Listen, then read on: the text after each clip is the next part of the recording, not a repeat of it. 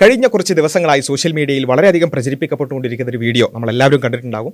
ഡൽഹിയിൽ ഒരു ക്രൈസ്തവ പ്രാർത്ഥനാ യോഗത്തിലേക്ക് ഒരു ഹിന്ദുത്വ തീവ്രവാദി കടന്നു കയറുകയും അവിടെ ആക്രോശിക്കുകയും പ്രശ്നങ്ങൾ ഉണ്ടാക്കുകയും പ്രയാസങ്ങൾ ഉണ്ടാക്കുകയും ചെയ്തുകൊണ്ട് ഇത് ഹിന്ദു രാഷ്ട്രമാണ്, നിങ്ങളുടെ ജീസസ് ഒന്നും ഇവിടെ വേണ്ട, അതുപോലെ തന്നെ ഇന്ത്യയിൽ നിന്ന് പ്രിന്റ് ചെയ്യാത്ത ബൈബിളൊന്നും ഇവിടെ അച്ചടിച്ച് വിതരണം ചെയ്യേണ്ടതില്ല, അതിനെക്കുറിച്ച് ചർച്ച വേണ്ട, ഇത് ഹിന്ദു രാഷ്ട്രമാണ്, ജയ് ശ്രീരാം വിളിക്കണം എന്നൊക്കെ പറഞ്ഞുകൊണ്ട് അവിടേക്ക് കടന്നു കയറുകയും അവിടെ പ്രശ്നങ്ങൾ ഉണ്ടാക്കുകയും ഒരുപാട് ചോദ്യങ്ങൾ ചോദിക്കുക എന്ന പേരിൽ അവിടെ പ്രശ്നങ്ങൾ ഉണ്ടാക്കുന്നത് വീഡിയോ നമ്മളെല്ലാവരും വളരെ പ്രയാസത്തോടു കൂടിയാണ് കണ്ടത്. നമ്മുടെ രാജ്യത്തിൻ്റെ പോക്ക് എങ്ങോട്ടാണ്, ഇത്തരത്തിലുള്ള തീവ്രവാദികൾ നമ്മുടെ രാജ്യത്തെ എങ്ങോട്ടേക്കാണ് നയിക്കുന്നത് എന്ന പ്രയാസത്തോടു കൂടിയാണ് നമ്മളെല്ലാവരും ആ ദൃശ്യങ്ങൾ കണ്ടു തീർത്തിട്ടുള്ളത്. ആ വ്യക്തിയെക്കുറിച്ചും ആ വ്യക്തി ആരാണെന്നുള്ളതിനെക്കുറിച്ചൊക്കെയുള്ള വളരെ വിശദമായ ചർച്ചകൾ ആവശ്യമാണ്. വരുന്ന വീഡിയോകളിൽ നമുക്കത് ചെയ്യാം. അപ്പോൾ ഏതായാലും ഇന്ന് നമ്മൾ പരിശോധിക്കുന്നത് ഇതിൻ്റെ ഒരു രാഷ്ട്രീയപരമായിട്ടുള്ള അല്ലെങ്കിൽ നമ്മുടെ നാടുമായി ബന്ധപ്പെട്ടുകൊണ്ടുള്ള മറ്റ് ചർച്ചകൾ നമുക്ക് പിന്നത്തേക്ക് മാറ്റിവെച്ചുകൊണ്ട് അതിൽ അയാൾ കാര്യമായി വലിയ എന്തൊരു പ്രശ്നം മാതിരി ഉന്നയിക്കാൻ ശ്രമിക്കുന്നൊരു വിഷയമുണ്ട്.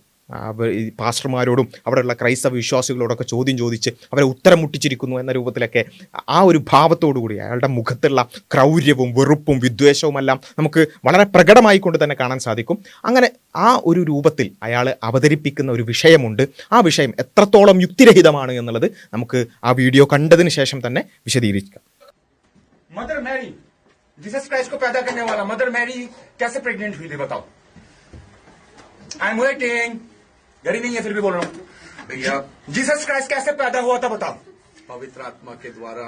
अरे तू बिना सेक्स के बच्चा पैदा कर सकता है? वही तो परमेश्वर का पुत्र तभी है ना, क्योंकि पवित्र आत्मा इंसान के अंदर पाप है, नहीं घुसेगा तो बच्चा कैसे पैदा होगा? पाप से अगर पाप से जन्म हुआ व्यक्ति कभी भी पाप से छुटकारा नहीं दे सकता है ना। तो इसलिए परमेश्वर की आत्मा ये जो बायोलॉजिकल जो होता है उसके द्वारा पैदा नहीं हुआ है, ठीक है ना? Really? Can you explain this to the gynecologist? You baby? Are you educated? Are you educated, baby? Yes, I'm educated. Okay, you know the process of बच्चा पैदा करने का प्रोसीजर बताओ मुझे. അപ്പോൾ വലിയ കാര്യം പോലെയാണ് ഇത്, കണ്ടിരിക്കാൻ തന്നെ വലിയ പ്രയാസമുള്ളൊരു കാര്യമാണ്.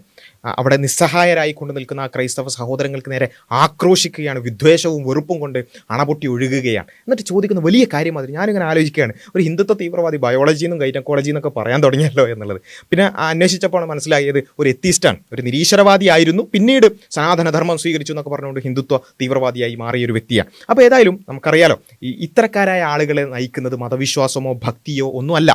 കാരണം ഈവൻ ഇന്ത്യയിലുള്ള ഹിന്ദുത്വ മൂവ്മെൻറ്റുകളുടെ തുടക്കക്കാരനായി അല്ലെങ്കിൽ അതിൻ്റെ ഏറ്റവും വലിയ ബുദ്ധിജീവിയായി അറിയപ്പെടുന്ന സവർക്കർ, അയാളൊരു ദൈവവിശ്വാസിയല്ല, ദൈവത്തിൽ പോലും വിശ്വാസമില്ലാത്ത ഒരാളാണ് ഇത്രയും വലിയ ഒരു അപകടം നമ്മുടെ രാജ്യത്തെ തന്നെ കാർന്നു തിന്നുകൊണ്ടിരിക്കുന്ന ഹിന്ദുത്വ ഐഡിയോളജികളുടെ തുടക്കക്കാരനായി അല്ലെങ്കിൽ അതിൻ്റെ വലിയ ബുദ്ധിജീവിയായി അറിയപ്പെടുന്നത്. അപ്പോൾ ഇവരൊന്നും നയിക്കുന്നത് ഭക്തിയോ അല്ലെങ്കിൽ ആത്മീയതയോ ഒന്നുമല്ല. അങ്ങനെ ആരെങ്കിലും ധരിച്ചിട്ടുണ്ടെങ്കിൽ അത് തിരുത്തണം. ഒരിക്കലും ഹിന്ദുധർമ്മമോ അല്ലെങ്കിൽ അത്തരത്തിലുള്ള ആത്മീയതയോ ഒന്നുമല്ല ഇത്തരം തീവ്രവാദികളെ നയിക്കുന്നത്.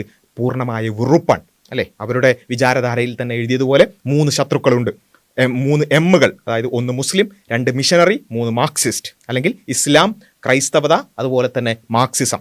ഈ പറഞ്ഞ 3 ആഭ്യന്തര ശത്രുക്കൾക്കെതിരായ പോരാട്ടമാണ് നമ്മൾ നയിക്കേണ്ടത് എന്ന് പറയുന്ന ആ 3 ആളുകൾക്കെതിരെ അല്ലെങ്കിൽ ആ 3 വിഭാഗങ്ങൾക്കെതിരെയുള്ള പോരാട്ടമാണ് ഞങ്ങൾ നയിക്കേണ്ടത്. ആ ഒരു എതിർപ്പ് അല്ലെങ്കിൽ ആ ഒരു വെറുപ്പാണ് ഇവരെ നയിക്കുന്നത്. അതിനപ്പുറത്തേക്ക് ഒരു ആത്മീയതയല്ല, ഒരു ഭക്തിയോ അല്ല. അപ്പോൾ ഇത് നമ്മൾ കൃത്യമായിട്ട് മനസ്സിലാക്കുക.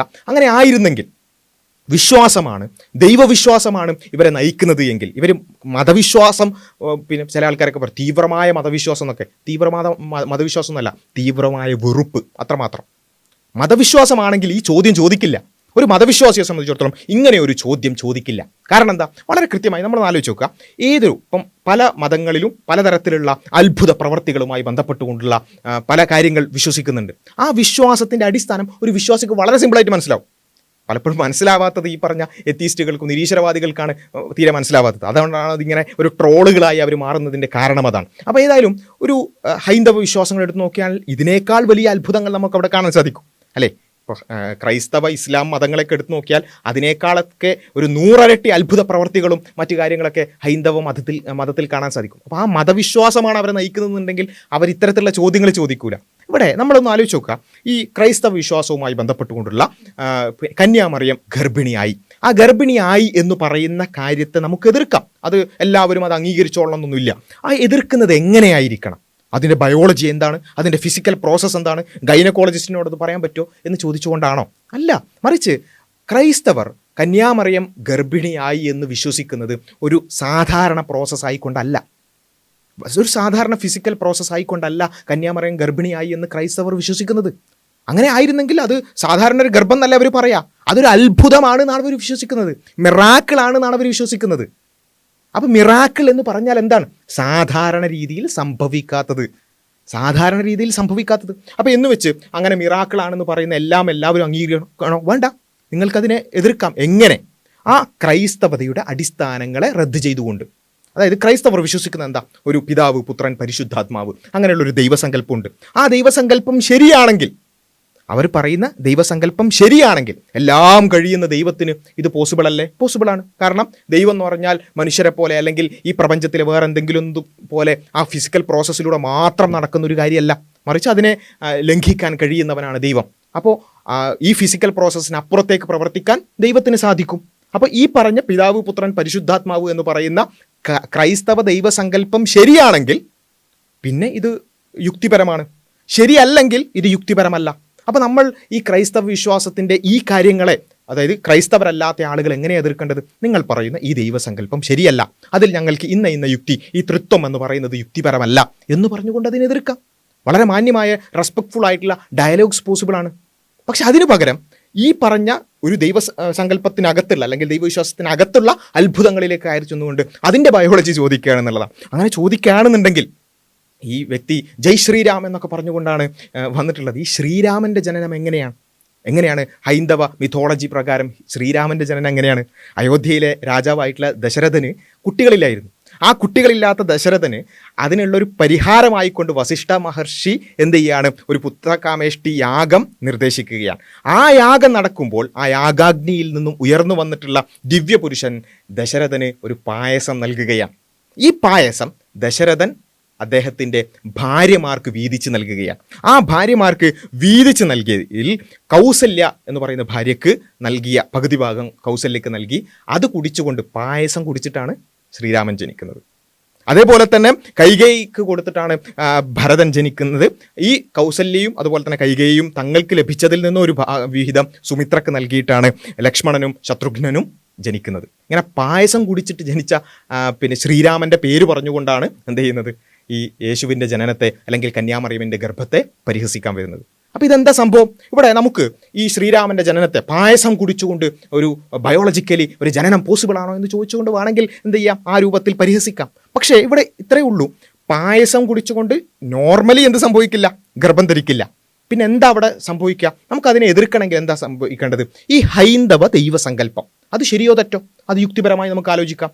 ആ ഹൈന്ദവ ദൈവസങ്കല്പം ശരിയാണെങ്കിൽ, ഇവർ ഈ പറയുന്ന ദൈവസങ്കല്പം, ഈ 30 കോടി ദൈവങ്ങളും ദേവതകളും ആ പറഞ്ഞ എല്ലാ കാര്യങ്ങളും, അതിൻ്റെ വിശദാംശങ്ങളിലേക്ക് ഞാൻ പോകുന്നില്ല, ആ ദൈവസങ്കല്പം ശരിയാണെങ്കിൽ എല്ലാത്തിനും പോസിബിൾ ആയിട്ടുള്ള ആ ദൈവത്തിലൂടെ അത്ഭുത പ്രവർത്തികൾ നടക്കും. കാരണം ഫിസിക്കലിയുള്ള പ്രോസസ്സുകൾ മാത്രമല്ല ദൈവത്തിന് പറ്റുക, ദൈവം എല്ലാറ്റിനും കഴിവുള്ളവനാണ്. അപ്പോൾ സ്വാഭാവികമായിട്ട് പായസം കുടിച്ചിട്ടോ എങ്ങനെ വേണമെങ്കിലും, ഒന്നുമില്ലാതെയും വേണമെങ്കിൽ എന്തും പോസിബിളാണ് ദൈവത്തിന്. അപ്പോൾ ഇവിടെ ഇത് യുക്തിപരമാവും എപ്പോൾ? ഹൈന്ദവ ദൈവസങ്കല്പം ശരിയാണെങ്കിൽ. ഹൈന്ദവ ദൈവസങ്കല്പം തെറ്റാണെങ്കിൽ ഇത് അയുക്തികരമാണ്. ഒരിക്കലും പായസം കുടിച്ചിട്ട് കുട്ടി ഉണ്ടാവില്ല. ഇതുപോലെ തന്നെയാണ് ക്രൈസ്തവ ദൈവസങ്കല്പം ശരിയാണെങ്കിൽ ഈ കന്യാമറിയം ഗർഭം ധരിക്കുക എന്നുള്ളത് യുക്തിപരമാണ്. ക്രൈസ്തവ ദൈവസങ്കല്പം തെറ്റാണെങ്കിൽ കന്യാമറിയം ഗർഭം ധരിക്കുക എന്നുള്ളത് അത് അയുക്തികരമാണ്. അല്ലേ? ഇത് വളരെ സിമ്പിൾ ആയിട്ടുള്ളൊരു കാര്യമാണ്. ആർക്കും, യുക്തിവാദികൾക്കടക്കം സ്വീകരിക്കാൻ പറ്റുന്ന ഒരു പൊസിഷനാണിത്. കാരണം നമ്മൾ ഏതെങ്കിലും ഒരു അത്ഭുത പ്രവൃത്തി, മിറാക്കിൾ എന്ന് പറയുമ്പോൾ തന്നെ അതിൻ്റെ പിന്നിലുള്ള വിശദീകരണം എന്താ? സാധാരണ ഫിസിക്കൽ പ്രോസസ്സിന് അപ്പുറത്തേക്ക് ദൈവം പ്രവർത്തിക്കുകയാണെന്നാണ്. അപ്പോൾ നമ്മൾ അതിനെ എതിർക്കേണ്ടത് എങ്ങനെയാണ്? ഇല്ല, അങ്ങനെ ദൈവമൊന്നും ഇല്ല, ദൈവം എന്ന് പറയുന്ന അസ്തിത്വം ഇല്ല എന്ന് വിശദീകരിച്ചുകൊണ്ടാണ്. ഇല്ലെങ്കിൽ പിന്നെ ഇത് യുക്തിരഹിതമാണ്, ഉണ്ടെങ്കിൽ ഇത് യുക്തിപരമാണ്. ഇനി ഇസ്ലാമിലേക്ക് വരാം. ഇസ്ലാമിലും ഇത്തരത്തിലുള്ള അത്ഭുതങ്ങൾ, മിറാക്കിൾസിനെ കുറിച്ച് പറയുന്നുണ്ട് ഒരുപാട്. ഇപ്പം ഉദാഹരണത്തിന് ഈ ജീസസ് ക്രൈസ്റ്റിൻ്റെ ജനനം തന്നെ എടുക്കാം. മുസ്ലിങ്ങളും വിശ്വസിക്കുന്നത് ജീസസ് ക്രൈസ്റ്റിൻ്റെ, അതായത് യേശു ക്രിസ്തുവിൻ്റെ, ഈസാ നബിയുടെ ജനനം ഒരു അത്ഭുത ജനനമാണ് എന്നുള്ളത് തന്നെയാണ് മുസ്ലിങ്ങളും വിശ്വസിക്കുന്നത്. പക്ഷേ ക്രൈസ്തവരുടെ അതേ ബേസ് അല്ല മുസ്ലിങ്ങൾക്കുള്ളത് എന്ന് മാത്രം. മുസ്ലിങ്ങൾ വിശ്വസിക്കുന്നത് ഈസാ നബി അലൈഹിസ്സലാം അത്ഭുതകരമായിട്ടാണ്, പിതാവില്ലാതെയാണ് ജനിച്ചത് എന്ന് തന്നെയാണ് മുസ്ലിങ്ങളും വിശ്വസിക്കുന്നത്. ആ മുസ്ലിങ്ങളുടെ വിശ്വാസത്തിൻ്റെ അടിസ്ഥാനം എന്താ? നേരത്തെ പറഞ്ഞതുപോലെ ഒരു പരിശുദ്ധാത്മാവ് പിന്നെ എന്ന രൂപത്തിലല്ല, അല്ലെങ്കിൽ ഒരു ത്രിയേകത്വ സങ്കല്പത്തിൻ്റെ അടിസ്ഥാനത്തിലല്ല മുസ്ലിങ്ങൾ അങ്ങനെ വിശ്വസിക്കുന്നത്. മുസ്ലിങ്ങൾ വിശ്വസിക്കുന്നത് യേശു മഹാനായ പ്രവാചകനാണ്, കന്യാമറിയം എല്ലാ നിലക്കും ചാരിത്രശുദ്ധിയുള്ള ഒരു സ്ത്രീയാണ് എന്നുള്ളതാണ്. അത് വിശദീകരിക്കാൻ തന്നെ ഒരു അധ്യായം തന്നെ വിശുദ്ധ ഖുർആനിൽ നമുക്ക് കാണാൻ സാധിക്കും. സൂറത്തു മറിയം, നിങ്ങൾക്ക് സാധിക്കുന്നവരെല്ലാവരും അതൊന്ന് വായിക്കണം എന്നുള്ളതാണ് എനിക്ക് സജസ്റ്റ് ചെയ്യാനുള്ളത്. സൂറത്തു മറിയം, മഹാനായ യേശു ക്രിസ്തുവിൻ്റെ ജനനം വിശുദ്ധ ഖുർആൻ വളരെ സുന്ദരമായി കൊണ്ട് വിശദീകരിക്കുന്ന ഒരു സൂറത്താണ് സൂറത്തു മറിയം എന്ന് പറയുന്നത്. അതിൻ്റെ മലയാള പരിഭാഷ അടക്കം നമുക്ക് യൂട്യൂബിലടക്കം ലഭ്യമാണ്. നിങ്ങൾ ജസ്റ്റ് സൂറത്തു മറിയം മലയാളം എന്ന് സെർച്ച് ചെയ്താൽ നിങ്ങൾക്കത് വളരെ സുന്ദരമായി കേൾക്കാൻ സാധിക്കും. അപ്പോൾ എനിവേ ഞാൻ പറഞ്ഞു വന്നത്, ഇസ്ലാമിൻ്റെ പിന്നെ ആ അത്ഭുതത്തെ ഇസ്ലാം എങ്ങനെയാണ് വിശദീകരിക്കുന്നത്? ഇസ്ലാം വിശദീകരിക്കുന്നത് യേശു ക്രിസ്തു അള്ളാഹുവിൻ്റെ, അതായത് ദൈവത്തിൻ്റെ ഏകനായ സട്ടാവിൻ്റെ ഒരു പ്രവാചകനാണ്. ആ പല പ്രവാചകന്മാർക്കും, ഇപ്പം മോസസ് ഇസ്ലാമിലൊരു പ്രവാചകനാണ്, മൂസാ നബി അലൈഹിസ്സലാം എന്ന് പറയും. ജീസസ് ഒരു പ്രവാചകനാണ്. ദാവീദ്, അതായത് ദാവൂദ് നബി അലൈഹിസ്സലാം, സുലൈമാൻ, സോളമൻ, ഇങ്ങനെയുള്ള പ്രവാചകന്മാരൊക്കെ ഉണ്ട്. ഈ ഓരോ പ്രവാചകന്മാരിലൂടെയും പലതരത്തിലുള്ള അത്ഭുതങ്ങൾ ദൈവം പ്രവർത്തിച്ചിട്ടുണ്ട്. ആ ദൈവം ഈസാ നബി അലൈഹിസ്സലാം, അതായത് ജീസസിൻ്റെ വിഷയത്തിൽ അത്ഭുതം പ്രവർത്തിച്ച ഏറ്റവും പ്രധാനപ്പെട്ട ഒരു കാര്യമാണ് ജീസസിൻ്റെ ജനനവുമായി ബന്ധപ്പെട്ടുകൊണ്ട്. ആ ജനനവുമായി ബന്ധപ്പെട്ടുകൊണ്ടുള്ള അത്ഭുതം എന്താ? സാധാരണ രീതിയിൽ എങ്ങനെയാണ് നടക്കേണ്ടത്? ഈ പറഞ്ഞതുപോലെ ഒരു ആണും പെണ്ണും പിന്നെ ശാരീരികമായി ബന്ധപ്പെട്ടുകൊണ്ടാണ് കുട്ടി ഉണ്ടാവുക. അതാണ് നോർമൽ ഫിസിക്കൽ പ്രോസസ്സ്. എന്നാൽ അവിടെ സർവശക്തനായ ദൈവം എന്ന് പറഞ്ഞാൽ എന്താ? ഈ നോർമൽ ഫിസിക്കൽ പ്രോസസ്സിന് അപ്പുറത്തേക്ക് പ്രവർത്തിക്കാൻ സാധിക്കുന്നവനാണ് ദൈവം. ആ ദൈവം അവിടെ ആക്ട് ചെയ്തു. ഈ ഫിസിക്കൽ പ്രോസസ്സുകൾക്ക് അപ്പുറത്തായി കൊണ്ട് ആക്ട് ചെയ്തുകൊണ്ട് കന്യാമറിയമ്മിന് ഗർഭം ധരിച്ചു. അവിടെ അത് നോർമലി പോസിബിൾ ആണോ, ബയോളജിക്കലി പോസിബിൾ ആണോ? അല്ല. എപ്പോഴാണ് പോസിബിൾ ആവുക? ശക്തനായ ദൈവമുണ്ടെങ്കിൽ ആ ദൈവത്തിന് എല്ലാം പോസിബിളാണ്. ആ ദൈവം കന്യാമറിയമ്മിന് ഗർഭം ധരിപ്പിച്ചു. ഈസാ നബി അലൈഹിസ്സലാം ജനിച്ചു. ആ ജനനത്തിന് ശേഷമുള്ള അത്ഭുതങ്ങളടക്കം, ഇപ്പോൾ ഈസാ നബി അലൈഹിസ്സലാം, അതായത് ജീസസ് ക്രൈസ്റ്റ് തൊട്ടിലിൽ സംസാരിച്ചു എന്ന് അടുത്തതായിട്ട് നമുക്ക് കാണാൻ സാധിക്കും. അത് മിറാക്കിളാണ്. വിശുദ്ധ ഖുർആൻ പറയുന്ന ഒരു കാര്യമാണ്. ജീസസ് ക്രൈസ്റ്റ് തൊട്ടിലിൽ വെച്ച് സംസാരിച്ചു. തൊട്ടിലിൽ വെച്ച് നോർമലി ബയോളജിക്കലി തൊട്ടിലിൽ കുട്ടികൾ സംസാരിക്കുമെന്ന് ചോദിക്കാം? ഇല്ല, സംസാരിക്കില്ല. പക്ഷേ ഇത് നോർമൽ അല്ല, ഇത് മിറാക്കിളാണ്. നോർമൽ പ്രോസസ് അല്ല, മിറാക്കിളാണ്. എങ്ങനെ സംഭവിക്കുന്നു? അതിൻ്റെ യുക്തി എന്താണ്? സർവശക്തനായ ദൈവത്തിന് കുട്ടിയെ കൊണ്ട് സംസാരിപ്പിക്കാൻ പറ്റും.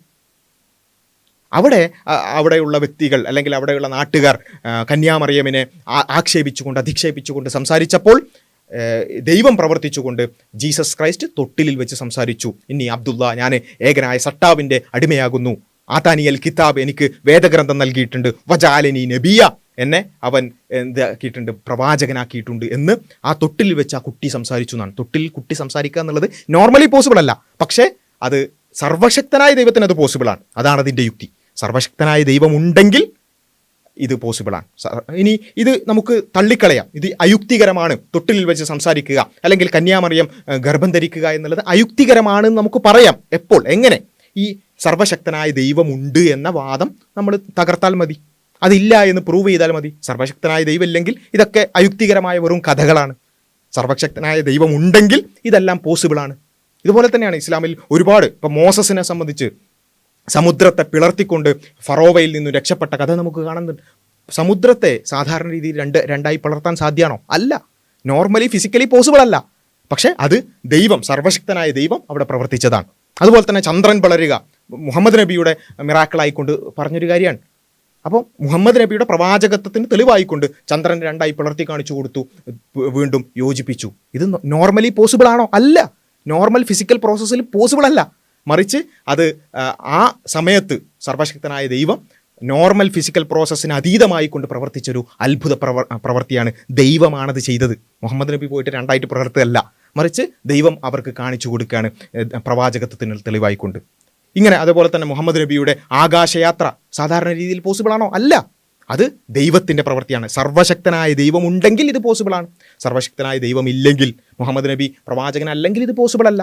അപ്പോൾ നമ്മൾ ഇതിൽ എനിക്ക് സൂചിപ്പിക്കാനുള്ളത്, മതത്തിലെ അത്ഭുതങ്ങളെ ഏത് രൂപത്തിൽ മനസ്സിലാക്കണമെന്നുള്ളത് വളരെ സിമ്പിളായി ഏതൊരു വ്യക്തിക്കും മനസ്സിലാവുന്ന ഒരു കാര്യമാണ്. അതിൻ്റെ അടിസ്ഥാനങ്ങളെയാണ് നമ്മൾ ചോദ്യം ചെയ്യേണ്ടത്. നിങ്ങൾക്ക് ക്രൈസ്തവതയെ എതിർക്കാം, ക്രൈസ്തവതയുടെ അടിസ്ഥാനങ്ങൾ വിശദീകരിച്ചുകൊണ്ട്. തൃത്വം യുക്തിപരമല്ല, അല്ലെങ്കിൽ നിങ്ങൾ ഈ പറയുന്ന ദൈവസങ്കല്പം ശരിയല്ല, അതില്ലാത്തൊരു കാര്യമാണെന്ന് പറഞ്ഞാൽ ബാക്കിയെല്ലാം നിങ്ങൾക്ക് തള്ളിക്കളയാം. അതുപോലെ തന്നെ ഹൈന്ദവ ദൈവസങ്കല്പം ശരിയല്ല എന്ന് നിങ്ങൾ പ്രൂവ് ചെയ്താൽ അല്ലെങ്കിൽ യുക്തിപരമായി അത് സമർത്ഥിച്ചാൽ ബാക്കി അതിൽ പറയുന്ന മറ്റു കഥകളെല്ലാം നിങ്ങൾക്ക് നിഷേധിക്കാം.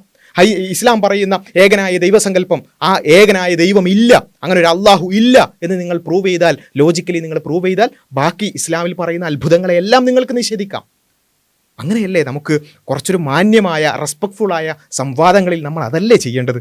മറിച്ച് ഏതെങ്കിലും ചില കാര്യങ്ങൾ എടുത്തിട്ട് ഇത് പോസിബിളാണോ, അത് പോസിബിളാണോ, ബൈബിളിലെ ഇത് സംഭവമാണ് ശരിയാണോ, അതുപോലെ തന്നെ ഖുർആനിൽ ഇങ്ങനെ പറഞ്ഞിട്ടില്ലേ, അതുപോലെ തന്നെ വേദങ്ങളിൽ ഇങ്ങനെ പറഞ്ഞിട്ടില്ലേ എന്ന് പറഞ്ഞിട്ട് പരിഹസിക്കാൻ ആർക്കും സാധ്യമാകും. പക്ഷേ യുക്തിപരമായി റെസ്പെക്ട്ഫുൾ ആയിട്ടുള്ള ഡയലോഗുകളിൽ അതല്ല സംഭവിക്കേണ്ടത് എന്ന് മാത്രമാണ് സൂചിപ്പിക്കാനുള്ളത്. ഇത്തരം തീവ്രവാദികളോട് സംസാരിച്ചിട്ട് കാര്യമൊന്നുമില്ല, അവരോടല്ല പറയുന്നത്. മറിച്ച് മാന്യമായി ഇത്തരം വിഷയങ്ങളെ കാണാൻ ശ്രമിക്കുന്ന സാധാരണ വിശ്വാസികളോടും, അതുപോലെ തന്നെ വിവിധ മതങ്ങളിൽ വിശ്വസിക്കുന്ന ആളുകളോടും, അതുപോലെ തന്നെ മാന്യമായി വിഷയങ്ങളെ കൈകാര്യം ചെയ്യുന്ന യുക്തിവാദികളോടും നിരീശ്വരവാദികളോടും കൂടിയുള്ള ഒരു ഇത്തരത്തിൽ വിഷയങ്ങളുടെ ഒരു പ്രിമൈസ് സെറ്റ് ചെയ്യുക എന്നുള്ളത് മാത്രമാണ് ഈ ഒരു സംസാരം കൊണ്ട് ഉദ്ദേശിച്ചിട്ടുള്ളത്. ഇതുമായി ബന്ധപ്പെട്ടുകൊണ്ടുള്ള മറ്റു കാര്യങ്ങൾ നമുക്ക് ചർച്ച ചെയ്യേണ്ടതുണ്ട്. അടുത്ത വീഡിയോകളിൽ നമുക്ക് ഡിസ്കസ് ചെയ്യാം.